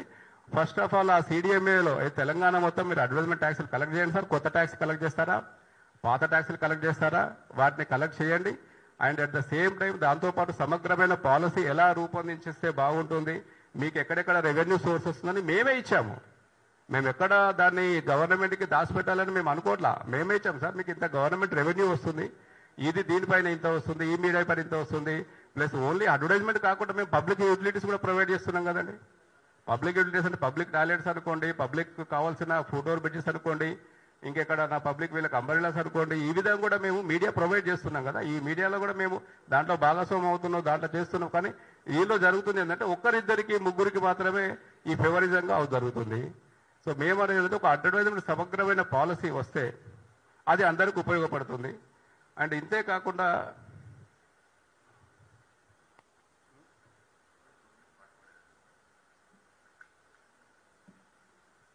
సో మా అడ్వర్టైజింగ్ మీ హోర్డింగ్స్ అనేది మీకు అందరూ తెలిసిందే. ఇది కొంచెం మాస్ కమ్యూనికేషన్, మాస్ మీడియా. ఇది మాస్ మీడియా ఏంటంటే వీఆర్ ద కాన్స్టెంట్ రిమైండర్స్. అంటే మా హోర్డింగ్ ఒకరు తీసుకుంటే ఒక 1 మంత్కి తీసుకుంటారు, 1 మంత్కి ఆ దారిలో వెళ్ళే వాళ్ళకి ఆయన ఏం కమ్యూనికేట్ చేయాలో చేయదలుచుకుంటాడు.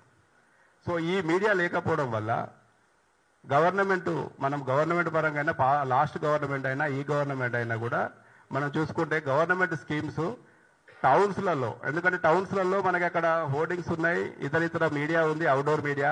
ఆ మీడియాతో మేము ఎక్సలెంట్గా కమ్యూనికేట్ చేయగలుగుతున్నాం. గవర్నమెంట్ స్కీమ్స్ అనుకోండి, లేదంటే ప్రైవేట్ కంపెనీస్ వాళ్ళ అడ్వర్టైజ్మెంట్స్ వాళ్ళ కమ్యూనికేషన్స్ అనుకోండి, ఎస్పెషల్గా గవర్నమెంట్ అన్ని స్కీమ్స్ ఇవన్నీ పర్ఫెక్ట్గా వెళ్తున్నాయి. కానీ ఒక జిహెచ్ఎంసీ లిమిట్స్లో మాత్రం పర్ఫెక్ట్గా వెళ్ళట్లేదు. ఎందుకు వెళ్ళట్లేదు? ఇక్కడ ఏ మీడియా ఉంది? ఫస్ట్ ఆఫ్ ఆల్ ఉన్నది ఒక మెట్రో మీడియా, దాని తర్వాత కొన్ని బస్ షెల్టర్స్, దాని తర్వాత కొన్ని ఫుట్ ఓవర్ బ్రిడ్జెస్, దాని తర్వాత కొన్ని ట్రాఫిక్ అంబరిల్లాస్. దీనిపైన ఎంత కమ్యూనికేట్ చేస్తారు సార్? అవన్నీ చిన్న చిన్న బోర్డ్స్. సో దానిపైన కమ్యూనికేట్ చేయలేవు. ఆ కమ్యూనికేషన్ చేసినా కూడా మెట్రోకు ఉంది 2 రూట్లు. ఆ 2 రూట్లు కాకపోతే మనకు జిహెచ్ఎంసీ లిమిట్స్ సిటీ లేదా? చాలా ఎక్స్పాన్షన్ అయిపోయింది, చాలా కార్నర్ ఏరియాస్ ఉన్నాయి. సో మరి ఇవన్నీ ఏరియాలు ఎట్లా కమ్యూనికేట్ కావాలి? ఈవెన్ గవర్నమెంట్ స్కీమ్ కూడా ఆలోచించారు కదా. ఈ గవర్నమెంట్ వచ్చినా కూడా మేము ఎన్నో క్యాంపెయిన్లు చేశాం, ఇప్పటికి కూడా నడుస్తూ ఉంది. మొన్న మిస్ వరల్డ్ క్యాంపెయిన్ చేశాము, దానికి కూడా హోర్డింగ్స్ వాడాం కదా. తెలంగాణ నెంబర్ 1 రైజింగ్ క్యాంపెయిన్ చేస్తున్నాము, దానికి హోర్డింగ్స్ వాడాం కదా. ఆ గవర్నమెంట్ అంతకుముందు ఏదైతే ఇప్పుడు మనము ఈ పనిహార పదవకోండి ఇందిరమ్మ ఇళ్ళకి స్కీము, దానికి కూడా హోర్డింగ్స్ వాడాం కదా సార్. దానికి కూడా ఇప్పుడు డిస్ట్రిక్ట్స్లలో అన్ని చోట్ల తీసుకున్నారు కదా. ప్లస్ మీరు అడిగినప్పుడు మేము అసోసియేషన్ నుంచి కానీ లేకపోతే ఏజెన్సీ కూడా సపోర్ట్ చేస్తున్నాయి. సో మేము అడిగేది ఏంటంటే మీరు ఈ మీడియాని ఒక ప్రాపర్గా, ఒక సిస్టమేటిక్గా, అంటే ఒక రూల్స్ అండ్ రెగ్యులేషన్స్తోని ఒక ప్రాపర్ అందరికీ ఆమోదయోగ్యంగా ఉండాలి సార్. కొత్తగా ఎంబీఏ చేసేసుకుని ఒక కొత్తగా ప్యాషన్తో వస్తారు. అడ్వర్టైజ్మెంట్ అనేది ఒక ప్యాషన్తో వస్తారు. వాడికి ఎంతో క్రియేటివిటీ ఉంటుంది, ఏదో చేయాలా, ఇది చేద్దామని వస్తారు. సో అలా వచ్చిన వాళ్ళకి ప్రోత్సాహకం వల్ల ఇప్పుడు మేమున్న ఈ 500-600 ఏజెన్సీలు బతకడం కోసం మాట్లాడలేదు. ఇన్ ఫ్యూచర్లో నెక్స్ట్ జనరేషన్ కూడా అడ్వర్టైజ్మెంట్ బిజినెస్ చేసుకుంటే ఈజీ ఎంట్రీ ఉండాలి. సో అందరికీ సమాన అవకాశం కల్పించినట్టు ఉండాలి. సో అదే మేము ముఖ్యంగా కోరుకునేది గవర్నమెంట్ నుంచి. దాంతోపాటు మీకు రెవెన్యూ సోర్స్ కూడా క్లియర్గా ఉంది కదా, దీంట్లో రెవెన్యూ సోర్స్ కూడా ఉంది, ఇక్కడ ఎక్కడ ఇది చేయడానికి లేదు. సో అదే మేము ముఖ్యంగా చెప్పేది ఏంటంటే గవర్నమెంట్ కూడా సార్ ఇప్పటికైనా మాకు ఒక అపాయింట్మెంట్ అని ఇవ్వండి సార్, మేము వచ్చి మీకు క్లియర్గా రిప్రజెంట్ చేసుకుంటాము. అండ్ అడ్వర్టైజ్మెంట్ పాలసీ ఏదైతే డ్రాఫ్ట్ పాలసీ చేసి ఉందో దాన్ని కొంచెం అమెండ్మెంట్ చేసేసేసి అందరికీ ఆమోదయోగ్యంగా ఒక పాలసీ తీసుకురండి దయచేసి. మేము ఇప్పటిదాకా మీ ఆఫీస్ చుట్టూ ఈ 1.5 year నుంచి తిరుగుతూనే ఉన్నాం సార్. ఆల్మోస్ట్ అందరినీ కలిసాము, కానీ ఈ మా పాలసీ విషయంలో మాత్రము అసలు ఒక ముందడుగు పడట్లేదు. పైపెచ్చు ఏమవుతుందంటే మాకు భయభ్రాంతులకు గురి చేస్తుంది. ఏమందంటే ఇన్ని ఏజెన్సీలు, 1000 ఏజెన్సీలు ఇప్పుడు రోడ్ల పైన పడగాల్సి వస్తుంది ఆ ట్యాక్సులు తీసుకోకపోవడం వల్ల. ప్లస్ ఇది కనుక ఇట్లనే కొనసాగుతుంది సార్. ఇప్పటికే చాలా లాస్ అయిపోయినాము. ఇక మరి అందరికీ సెల్ఫ్ సూసైడ్లు అవుతుందా లేకపోతే ఇంకేం చేసుకోవాలా? మరి అక్కడ దాకా మా పరిస్థితి వచ్చేటట్టు ఉంది. ఇప్పటికే చాలా మంది బీపీలు, హార్ట్ అటాక్లు, సీనియర్ సిటిజన్స్ ఉన్నారు. ఇక్కడ ఇంత పెద్ద మనుషులు 40-50 సంవత్సరాల నుంచి చేసేవాళ్ళు ఉన్నారు. మరి వీళ్ళంతా ఎక్కడ వెళ్ళాలి సార్? ఒక సమగ్రమైన పాలసీ తీసుకురండి. సెకండ్ ఇప్పుడు వాళ్ళు కొంతమంది అయితే సెకండ్ జనరేషన్ కూడా నడుస్తుంది. సెకండ్ జనరేషన్, థర్డ్ జనరేషన్ కూడా ఇదే ఇండస్ట్రీలో ఉన్నారు, పెద్ద కంపెనీస్ కానీ చిన్న కంపెనీస్ కానీ. సో మా గురించి ఆలోచించండి సార్. ఇంట్లో అన్ని వర్గాల వాళ్ళు ఉన్నారు, చిన్న వాళ్ళు ఉన్నారు సార్. చిన్న వాళ్ళకే ఎక్కువ మ్యాన్ పవర్ కూడా ఉంది, వాళ్ళకే ఎంప్లాయ్మెంట్ చూపించాల్సిన అవసరం కూడా గవర్నమెంట్కి ఉంది. మరి ఇప్పుడు రైజింగ్ తెలంగాణలో మరి మా ట్యాక్స్లు తీసుకోకుండా, మాకు అడ్వర్టైజ్ పాలసీ తీసుకురావకుండా మరి మాకేం ఉపాధి చూపిస్తారు? అది కూడా చెప్పాల్సి వస్తుంది. మరి లేదు అంటే సార్ సమగ్రమైన పాలసీ తీసుకురండి. ఈ సమగ్రమైన పాలసీతోని మేమందరము మేము ఈ ఇండస్ట్రీ కూడా ఇప్పటి వరకు ఏ గవర్నమెంట్ కూడా అడ్వర్టైజింగ్ ఏజెన్సీలకి ఒక రాయితీ అనేది ఇంతవరకు కల్పించలేదు. ఎందుకంటే మేమంతా సెల్ఫ్ మేడ్, అంటే ఎవరిది వాళ్ళు సొంతంగా ఒక కంపెనీ నుంచి ఇప్పుడు కొన్ని 100 కంపెనీలు పుట్టుకొచ్చాయండి. ఇప్పుడు 1, 2, 3 ఉంటుండే కంపెనీలు ఒక 30-40 సంవత్సరాల కింద ఒక 4-5 ఉంటుండే, అక్కడ నుంచి డెలివర్డ్ అయిపోయేసేసి ఒక 100 కంపెనీస్ ఇప్పుడు పుట్టుకొచ్చాయి. ఇదంతా ఒక ఇండస్ట్రీ లాగా ఏర్పడిపోయింది. ఇప్పుడు పెద్ద ఇండస్ట్రీ ఇది. దీనికి గురించి మీరు ఇందాక నేను చెప్పినట్టు దాని చైన్ లాగితే ఎక్కడెక్కడికో ఉంటుంది లింక్. సో ఇండస్ట్రీని కాపాడే ప్రయత్నం చేయండి. ఇండస్ట్రీని ఎట్టి పరిస్థితుల్లో మీరు కాపాడాలి. ఇంకా లేదంటే మరి ఇంతమంది ఇన్ని ఏజెన్సీలు వీళ్ళ దగ్గర పనిచేస్తున్న ఎంప్లాయీస్ అండ్ వాళ్ళ దీనిపైన డిపెండ్ ఉన్న other industries, other companies, flex printers అనుకోండి, మౌంటర్స్, ఫ్యాబ్రికేటర్స్, ఎలక్ట్రీషియన్స్, మరి వీళ్ళందరూ లైఫ్ కూడా దీనిపైన డిపెండ్ అయింది. ఎన్నో ఫ్యామిలీస్, లక్షల ఫ్యామిలీస్ దీనిపైన డిపెండ్ ఉంది. కాబట్టి నేను గవర్నమెంట్ ఇది కోరుకున్నది ఒకటే, సార్ ఈ అడ్వర్టైజ్ టు పాలసీ అండ్ ఆ ట్యాక్సెస్ కొంచెం తొందరగా తీసేసుకొని మమ్మల్ని అందరినీ ఒక సమగ్రమైన పాలసీ తీసుకొస్తే మేము ఆ పాలసీ ప్రకారము హ్యాపీగా పనిచేసుకుంటాము. లేదు అంటే మాత్రం ఇక మేము ఫర్దర్ కార్యాచరణ మరి ఏం చేయాల్సి వస్తుంది అనేది ఇక మేము తర్వాత ఈ ఒక 2 వీక్స్ తర్వాత మేము డిసైడ్ చేస్తాము, మా కమిటీ అంతా కూర్చొనేసేసి. Thank you.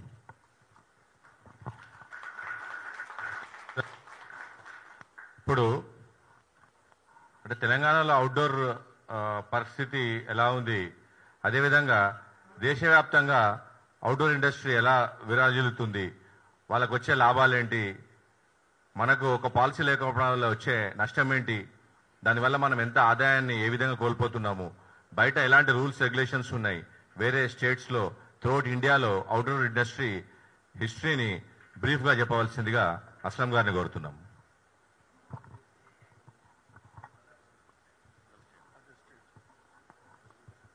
Hello, good afternoon everybody.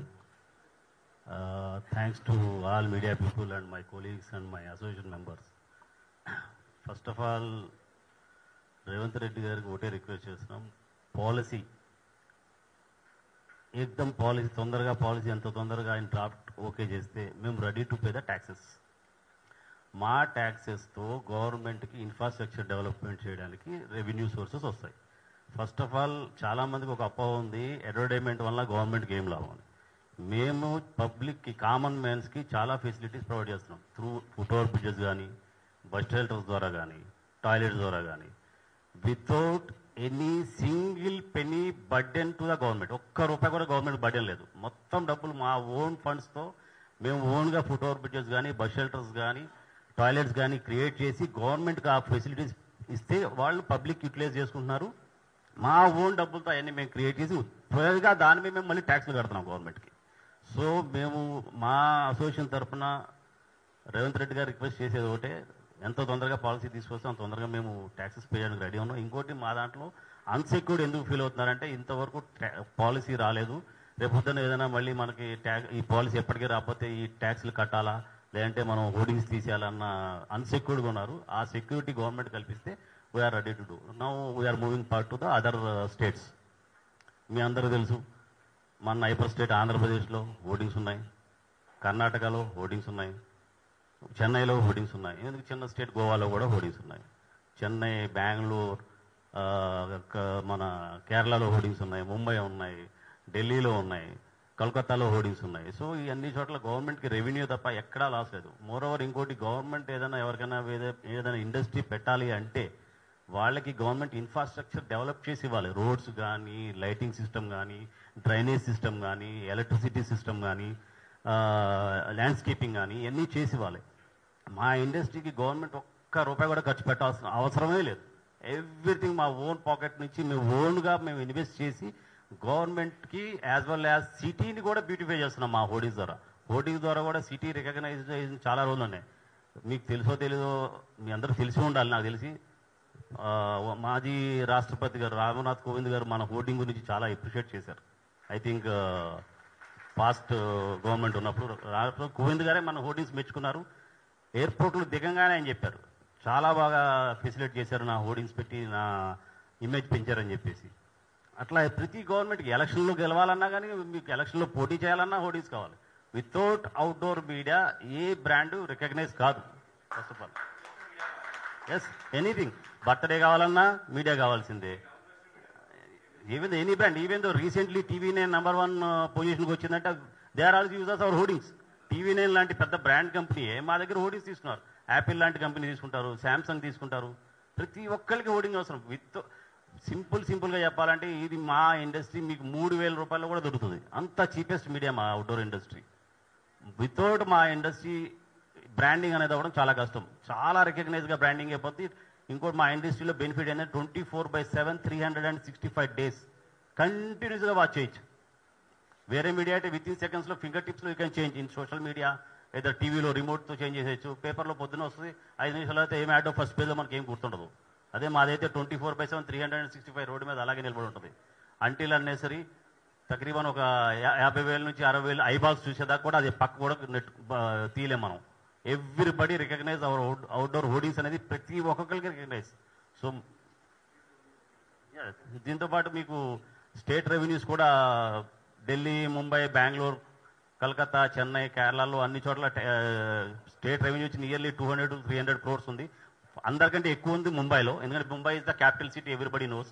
తర్వాత ఢిల్లీ ఇస్ మన క్యాపిటల్ ఆఫ్ ఇండియా క్యాపిటల్. అది అక్కడ కొంచెం రిస్ట్రిక్షన్స్ ఉండబట్టి, బికాస్ ఆఫ్ వివిఐపి మూవ్మెంట్ ఉండబట్టి కొంచెం తక్కువ ట్యాక్స్ ఉన్నాయి. But highest tax earning in India is the Mumbai. మన సిటీ మెట్రోపాలిటన్లో ఎప్పుడు మనల్ని కౌంట్ చేయరు, బట్ హైదరాబాద్ ఇది గ్లోబల్ సిటీ. సో హైదరాబాద్ కూడా ముంబైకి దగ్గరలో ఉంది. సో గవర్నమెంట్ మా రిక్వెస్ట్ అన్ని, మా అసోసియేషన్ రిక్వెస్ట్ అన్ని కన్సిడర్ చేస్తే మా వల్ల వచ్చే రెవెన్యూ వలన చాలా ఇన్ఫ్రాస్ట్రక్చర్ డెవలప్ చేయొచ్చు in future. So there are lot of roads, landscaping, foot over bridges, flyovers, lot of things they can develop. Recently traffic ఐలాండ్స్లో కూడా కొత్త ఐకానిక్ స్టాట్యూస్ అవన్నీ పెడుతున్నారు. ఈవెన్ దో రేవంత్ రెడ్డి గారు కూడా లాస్ట్ టైం ఒక మాట అన్నారు, న్యూయార్క్ లాగా, టైమ్ స్క్వేర్ లాగా డెవలప్ చేద్దాం అడ్వర్టైజ్మెంట్ విత్ ఎల్ఈడి స్క్రీన్స్ అని చెప్పి. We're ready to do the things also.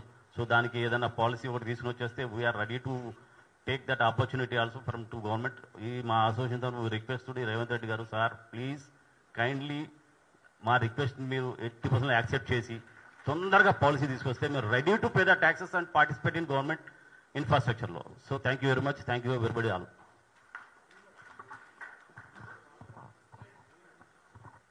Thank you Aslam గారు. నిజంగా ఇవాళ జిహెచ్ఎంసీ లిమిట్స్ని మనము ఇవాళ దావుస్ తోటి కంప్లీట్ అవుతున్నాము. మొన్న సీఎం గారు కూడా జపాన్ వెళ్ళొచ్చారు, అక్కడ టెక్నాలజీ చూశారు, ఏ విధంగా 3D 4D ఎల్ఈడి బోర్డ్స్ వాళ్ళ మెయిన్ సిటీస్లో ఉన్నాయి. మరి మన దగ్గర ఏం లేవు. నిజంగా చెప్పాలంటే ఓ బెంజ్ కార్ అడ్వర్టైజ్మెంట్ ఇవ్వాలి, ఓ కార్పొరేట్ వాళ్ళు ఇవ్వాలి అంటే వాళ్ళు బస్సుల ట్రమ్ అయితే ఇవ్వరు న్యాచురల్లీ, ఎందుకంటే వాళ్ళ టార్గెటెడ్ మీడియా అది కానే కాదు. సో క్లయింట్స్, ఇప్పుడు యాపిల్ ఫోన్ ఉంది, యాపిల్ ఫోన్ 2 లక్షలు పెట్టి యాపిల్ ఫోన్ కొనాలి, దాని అడ్వర్టైజ్మెంట్ రావాలి అంటే ఇవాళ వాళ్ళకు ఇట్లాంటి మన జిహెచ్ఎంసీ లిమిట్స్లో కానీ, లేకపోతే హైదరాబాద్ లిమిట్స్లో కానీ, అవుటర్ రింగ్ రోడ్ వరకు కానీ వాళ్ళకి అడ్వర్టైజ్మెంట్స్ ఇవ్వడానికి వాళ్ళకి స్కోపే లేదు. దానివల్ల ఏంటంటే మన బడ్జెట్స్ అన్ని వేరే స్టేట్స్కి వెళ్ళిపోతున్నాయి, మనకు వచ్చే రెవెన్యూ అంతా ఇండైరెక్ట్గా వేరే వాళ్ళకి అలాట్ అయిపోతున్నాయి. సో ఈ విషయాన్ని ఇవాళ మనము ఇవాళ కార్పొరేట్ పెళ్లిళ్ళు చూస్తున్నాం, కార్పొరేట్ లెవెల్లో పెళ్లిళ్ళు చూస్తున్నాం.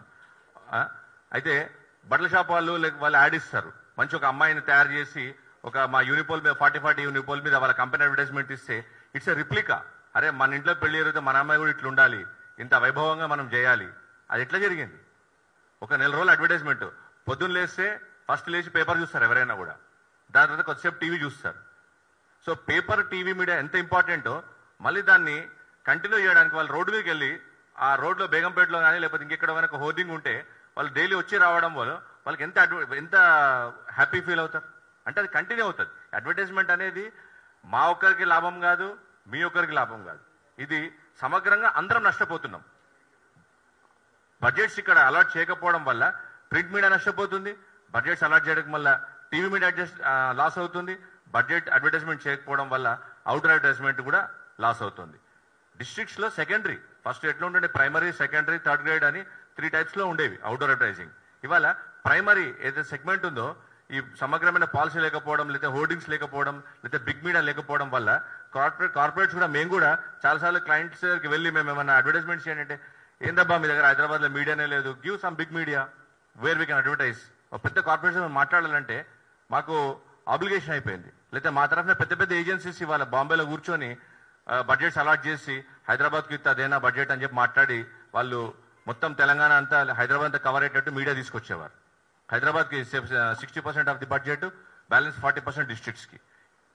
సో ఇలాంటి ఈ ఇంటర్లింక్డ్ కాంబినేషన్ ఏదైతే ఉందో డెఫినెట్గా అవుట్డోర్ లేకపోవడం వల్ల అది అందరం నష్టపోతున్నాము. ఇది మా ఒక్కరి సమస్య కాదు, ఇది రెవెన్యూస్ పరంగా గవర్నమెంట్కి నష్టమే, అదేవిధంగా కంపెనీ పరంగా, బిజినెస్ పరంగా మనందరికీ నష్టం అని అందరూ గుర్తించవలసిందిగా మనం చేస్తున్నాం. అన్న మేము రేవంత్ రెడ్డి అన్న ఓరుగల్లు నుంచి పాలమూరు జిల్లా వరకు ఇందులో అందరు తెలంగాణ బిడ్డలే ఉన్నారు. ఎందుకంటే తెలంగాణ రేపు మనం వచ్చినప్పుడు మనం తెలంగాణలో మనం వ్యాపారం చేసుకోవచ్చు, తెలంగాణలో మనము అభివృద్ధి చెందవచ్చు అని మేము ఆశపడి మేమంతా చదువుకున్న తర్వాత ఇండస్ట్రీకి వచ్చి ప్రభుత్వాన్ని నమ్ముకుని మేము వ్యాపారాలు పెట్టినాము. కాబట్టి మీరు ఖచ్చితంగా పెద్ద మనసు చేసుకొని ఇంట్లో ఒక పెద్ద వ్యక్తిగా, అంటే మా ఇంట్లో పెద్దన్నలాగా మీరు, మినిస్ట్రీ మీ దగ్గరే ఉంది, దయచేసి మీరు సమయం పెట్టి మా గురించి ఆలోచించి ఇంటికి పెద్దన్నలాగా మీరు మాకు న్యాయం చేస్తారని ఆశిస్తున్నాము. మాట్లాడినా మీతోటే, కొట్లాడినా మీతోటే. ఎందుకు అంటే ఒక పెద్దన్నగా మీరు మా రాష్ట్రాన్ని పరిపాలిస్తున్నారు. మీ ఆలోచనలు, మీ విధానాలు, మీరు 4th సిటీ ప్లాన్ చేసిండ్రు. మీరు జపానీలన్నీ వాళ్ళ 1,80,000 కోట్ల వ్యాపారాలు మీరు ఇక్కడ అగ్రిమెంట్స్ చేసుకొని హైదరాబాద్లో కానీ తెలంగాణలో ఇన్వెస్ట్ చేయడానికి మీరు వాళ్ళని కన్విన్స్ చేశారు. మరి మేమేంటి? మేము తెలంగాణ బిడ్డలం, మాకు న్యాయం జరగొద్దా అని ఈ డాష్ నుంచి మేము మిమ్మల్ని అభ్యర్థిస్తున్నాము. కావున ఇప్పుడు నెక్స్ట్ మాకు యాక్చువల్ ఏం కావాలి, పాలసీ ఏంటి, మేము ఏం కోరుతున్నామని మా డిమాండ్స్ని రామారావు గారిని ఒకసారి వేదిక పరంగా చెప్పవలసిందిగా కోరుతున్నాము. ఇక్కడికి విచ్చేసిన పాత్రికేయ మిత్రులకి మరియు నాతోటి హోర్డింగ్ ఓనర్స్కి అందరికీ అభినందనలు. గవర్నమెంట్ ఇప్పుడు కొత్త పాలసీ గురించి మనం ప్రత్యేకంగా అడుగుతున్నాం, వేరే ఉద్దేశం కూడా మన దగ్గర ఏమి లేదు. రేవంత్ రెడ్డి గారు కొంచెం లేట్ అయినా కూడా మనకు కూడా మంచి చేస్తారని నాకు అనిపిస్తుంది. నిన్నటి వరకు రైతు భరోసా లేదు, కాంగ్రెస్ ప్రభుత్వం ఏమీ చేయడం లేదు అన్న వాళ్ళందరికీ నిన్న చూసాము 9,000 కోట్ల రూపాయలు రైతులందరికీ వేసాడు. కొంచెం లేట్ అయింది, ఒక 15 నెలలు 14 నెలలు లేట్ అయింది. కానీ ఒక్కొక్కటి ఆయన దేన్ని వదలకుండా చేసుకుంటూ వస్తున్నాడు. మనకు కూడా ఈ అవుట్డోర్ మీడియాకి కంపల్సరిగా గ్యారంటీగా మనకు మంచి అవకాశాన్ని ఇస్తాడు, మంచి సమగ్రమైన పాలసీని కూడా ఇస్తారని అనుకుంటున్నాను. అట్లానే దీన్ని చిన్న పరిశ్రమ ఎంఎస్ఎంఈ లాంటిది ఇది. దీన్ని ఇప్పుడు గవర్నమెంట్ కొత్త కంపెనీలు తీసుకొచ్చేటప్పుడు వాళ్ళకి ఎన్నెన్నో ఇస్తుంది, కానీ ఇక్కడ మనం ఏమి ఇవ్వాల్సిన అవసరం లేకుండానే ఒక 50,000 నుంచి 1,00,000 మందికి ఉపాధి దొరుకుతుంది. నెక్స్ట్ మనం ఇక్కడ చూడాల్సింది ఏంటంటే హోర్డింగ్స్ని సైజులు, అంటే పాత బీఆర్ఎస్ గవర్నమెంట్లో ఏదో పడిపోతుంది లేకపోతే ఏదో అవుతుంది అని చెప్పేసి వాళ్ళు భూతాన్ని చూపించి మొత్తాన్ని హోర్డింగ్స్ని తీసేసి కొన్ని వేల మందిని రోడ్డు మీద పడేశారు. ఆ విషయం మన అందరికీ తెలిసిందే. మళ్ళీ అదే విధానాన్ని ఈ ప్రభుత్వం కొనసాగిస్తుందని మేము అనుకోవడం లేదు. ఎట్టి పరిస్థితుల్లో మా గవర్నమెంట్ అంటే మా కాంగ్రెస్ ప్రభుత్వం ఆ పని చేయదు. కొంచెం లేట్ కావచ్చు, ఈరోజు ట్యాక్స్ కలెక్షన్ లేట్ కావచ్చు, కంపల్సరీగా ట్యాక్స్ కలెక్ట్ చేస్తుంది కాంగ్రెస్ ప్రభుత్వం. దానికి ఎవరిని అంటే పేదల పక్షపాతి కాంగ్రెస్ ప్రభుత్వం. ఈరోజు రేవంత్ రెడ్డి గారు మనకు మంచి చేస్తారని నేను పూర్తిగా నమ్ముతున్నాను. అట్లనే ఈరోజు ఒక 30,000 మంది 50,000 మంది నుంచి 1,00,000 మందికి ఉపాధి కల్పించాలంటే మనం ఏదేదో దేశాలన్నీ తిరిగి ఇక్కడ తీసుకొస్తున్నాం. మనకి ఇక్కడ ఏమీ అవసరం లేదు. గత ఉమ్మడి ఆంధ్రప్రదేశ్లో జిహెచ్ఎంసీ ఆదాయం 30 కోట్లు ఉండేది.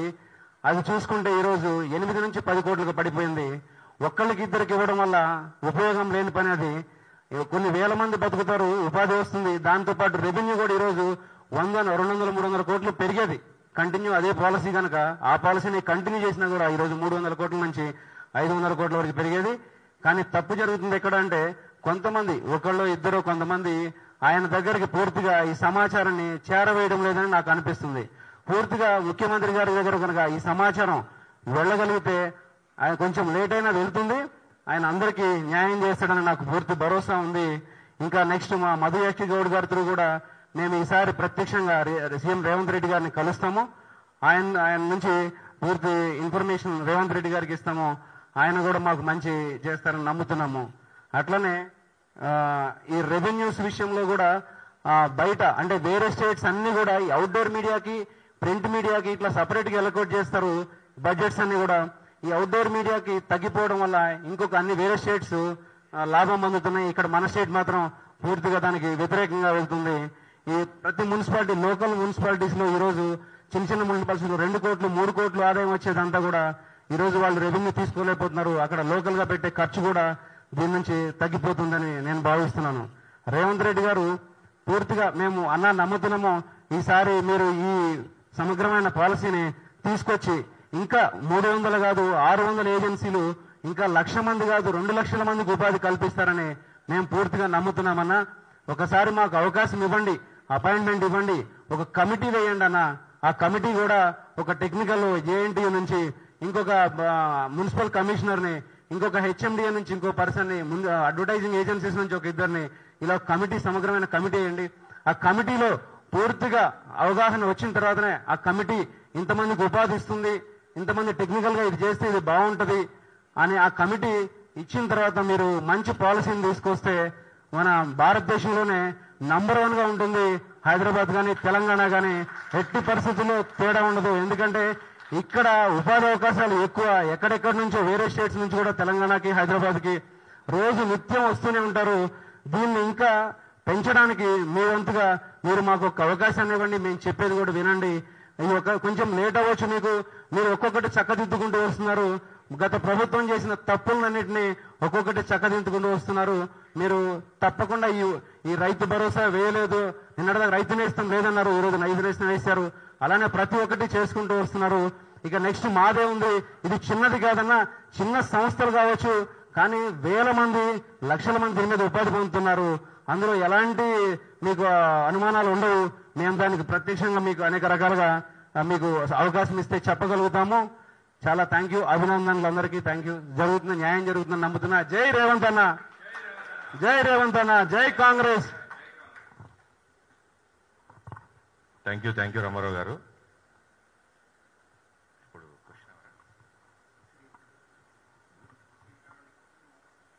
ఏదైనా మీటింగ్ గురించి ఏదైనా అంటే డౌట్స్ ఏదైనా క్లారిఫై చేయాలంటే మీరు అడగొచ్చండి. పాత్రికేయ మిత్రులు ఏదైనా క్వశ్చన్ అవర్ ఉంటే అడగొచ్చండి.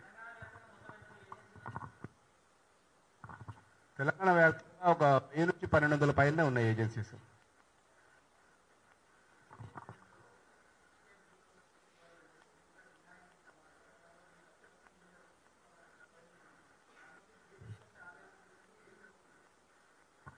ఈ జీవో నెంబర్ ఇప్పుడు జిహెచ్ఎంసీ పరిధిలో 2, 3, 2 కొన్ని ఒక 2-3 చోట్ల మినహాయింపు ఇచ్చే జీవో నెంబర్ 68ని అమెండ్మెంట్ చేసేసి వాళ్ళకి ఎల్ఈడి బోర్డ్స్ పెట్టుకోవడానికి ఇచ్చారు. సో మేము అనేది ఏంటంటే ఒక జీవో నెంబర్ 6 ఒక జీవోని అమెండ్మెంట్ చేసి ఒకరిద్దరు ఇవ్వడానికి లేదు కదండి, అది ఇస్తే అందరికి ఇవ్వాలి. సో 209 జిహెచ్ఎంసీలో 209 ఏజెన్సీస్ రిజిస్టర్డ్ అయి ఉన్నాయి. ఆ రిజిస్టర్డ్ అయి ఉన్న ఏజెన్సీస్కి మరి వీళ్ళందరూ ఏమైపోవాలి? 1-2 ఏజెన్సీకి ఇస్తే అది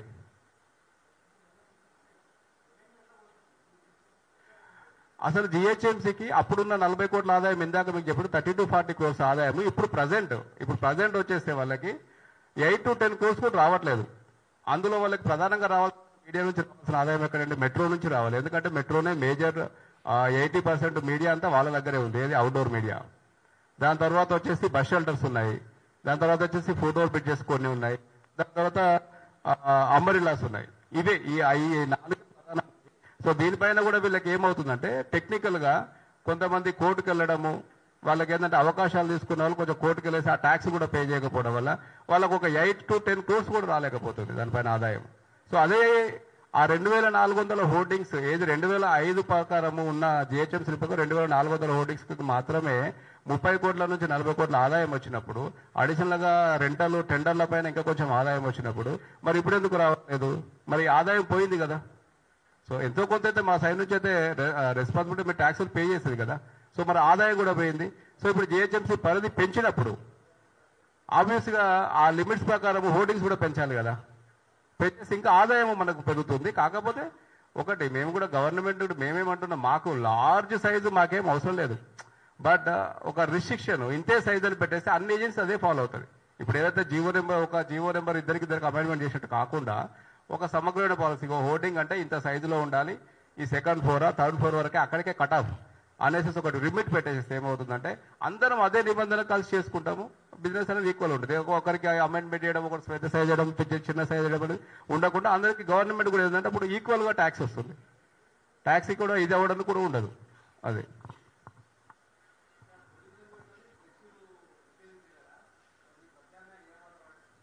పొల్యూషన్ పరంగా అంటే ఇప్పుడు యూవీ ప్రింట్ కూడా వచ్చిందండి. ఇప్పుడు ఆల్రెడీ కర్ణాటకలో, కేరళలో ఒక క్లాత్ పైన ప్రింట్ చేసేసి వాడుతున్నాం అది. సో అది కాకపోతే ఏంటంటే అది కొంచెం కాస్ట్ ఎక్కువ పడుతుంది. సో అది కూడా నాకు తెలిసి మనకు 2020 తర్వాత ఇక్కడ కూడా ఇంప్లిమెంట్ చేద్దామని కొంతమంది ఫ్లెక్స్ ప్రింటర్స్ అది తీసుకొచ్చుకున్నారు, ఒకరిద్దరు మిషన్స్ కూడా. అయితే అప్పుడు గవర్నమెంట్ ఈ హోర్డింగ్స్ బ్యాన్ చేసేసరికి వాళ్ళ మిషన్స్ కూడా ఇంపోర్ట్ చేసుకోలేకపోయారు. ఇప్పుడు కేరళలో కానీ కర్ణాటకలో కొన్ని ప్లేసులలో క్లాత్కు సంబంధించిన బ్యానర్ పడుతుంటే ఇది దీనిపైనే పైన క్లాత్ మెటీరియల్ వస్తుంది, కాబట్టి ఇంత కొంచెం షైనింగ్ కూడా డల్ ఉంటుంది. బట్ ప్రత్యేకంగా అది ఆల్రెడీ వచ్చింది. సో అది ఇక్కడ వాడడానికి మన దగ్గర మీడియానే లేదు కదా. సో అది ఇప్పటికి ఇంప్లిమెంట్ అయిపోతుండే, ఒకవేళ మన దగ్గర మీడియా కంటిన్యూ అవుతే అది ఇంప్లిమెంట్ అవుతుండే. అండ్ పొల్యూషన్ అంటున్నారు కదండి. సరే, పొల్యూషన్ అన్నప్పుడు ఇన్ని బర్త్డే బ్యానర్స్ ఒక ఎలక్షన్స్ వస్తే ఎంత పెద్ద క్యాంపెయిన్ జరుగుతుంది. మరి వాటి అన్నిటి కూడా అదే కదా వాడేది. అండ్ మేము వాడే లార్జ్ స్కేల్ ప్రింటింగ్ ఉంటుంది కదండి, hoardings 1000 square feet 2000 square feet ఇట్లాంటి ఈ హోర్డింగ్స్ ఈ ఫ్లెక్స్ అంతా మళ్ళీ మేము రీసేల్ చేస్తాం. సో రీసేల్ చేస్తే ఏంటంటే వాళ్ళు మా దగ్గర నుంచి బై చేసేసి మళ్ళీ దాన్ని రీసైక్లింగ్ వెళ్తారు. ఏవైతే 5x5 చిన్న మీరు బ్యానర్స్ ఇట్లాంటివి కట్టేటివి మాత్రం అవి వాళ్ళు ఏంటంటే దానిపైన ఇది కాగదు కాబట్టి వాళ్ళు దాన్ని మళ్ళీ రీసైకిల్కి తీసుకెళ్లారు. మా పెద్ద లార్జ్ ఫార్మాట్ అని మేము ఎక్కడ దాన్ని పడేస్తే డిస్పోజ్ చేసేది ఉండదండి, మేము జాగ్రత్తగా దాన్ని అట్లా పెట్టేసేసి మేము అమ్మేస్తాం దాన్ని. సో అది రీసైకిల్కి వెళ్తుంది.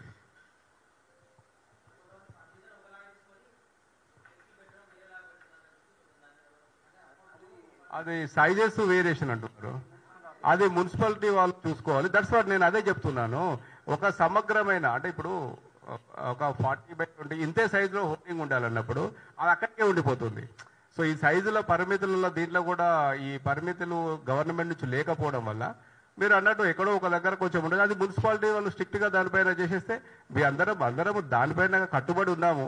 ఎక్కడో ఒకటో రెండో చోట్ల ఇది జరుగుతుండొచ్చు. అది అప్పుడు మున్సిపల్ బాడీ వాళ్ళు స్ట్రిక్ట్ డిసిషన్ తీసేసుకొని దానిపైన చర్య తీసుకోవాలి. ఇంకెవరు?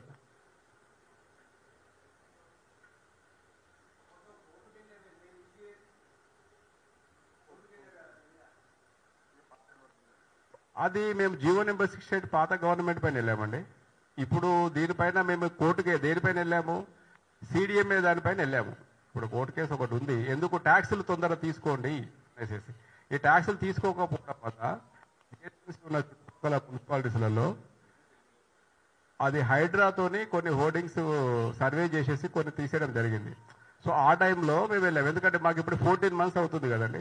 14 months వచ్చి మేము ట్యాక్స్ పే చేయకపోతే వీళ్ళు ఏమంటారంటే రేపు పొద్దున్న మీరు ట్యాక్స్ పే చేయాలి కాబట్టి మీరు తీసేయండి అనే అవకాశం ఉంది.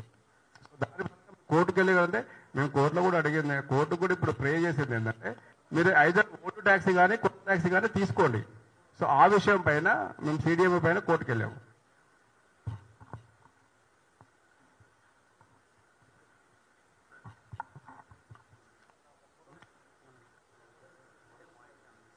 ఫైనల్ పాయింట్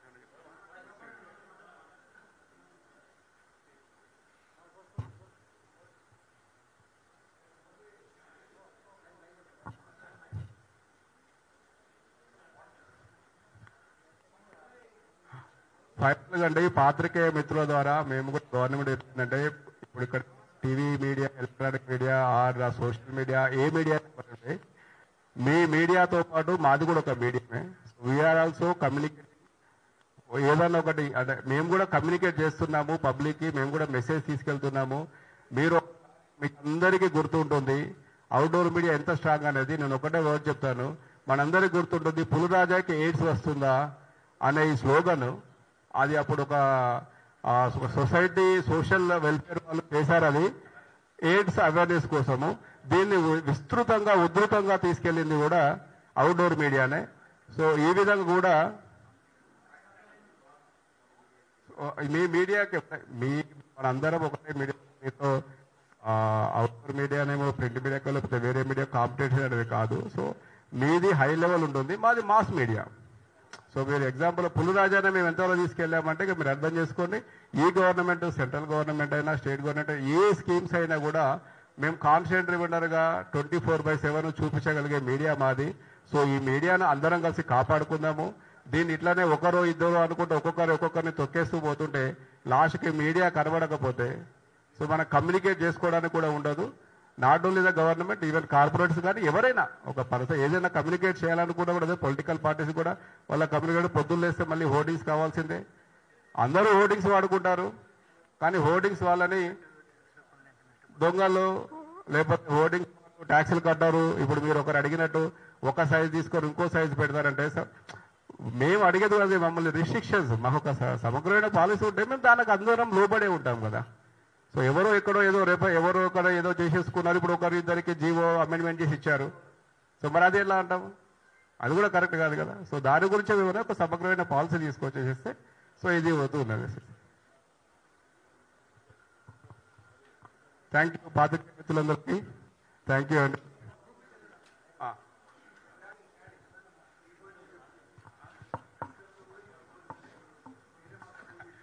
ఇంకొక పాయింట్ కూడా ఇక్కడ పాత్రికేయ మిత్రులందరికీ చేస్తాను. ఇంతకుముందు జీవో నెంబర్ 68 రాకముందు ఈ ప్రెస్ క్లబ్ లో కూడా 2 యూనిపోల్ హోర్డింగ్స్ ఉండే, దానిపైన కూడా ప్రెస్ క్లబ్ కి ఎంతో ఆదాయం వస్తుండే ఇవన్నీ. సో అది ప్రెస్ క్లబ్ కూడా ఆదాయం కోల్పోయింది.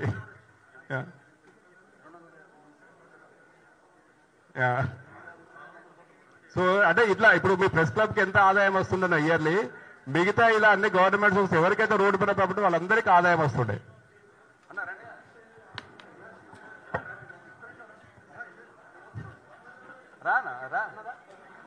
రండి సార్.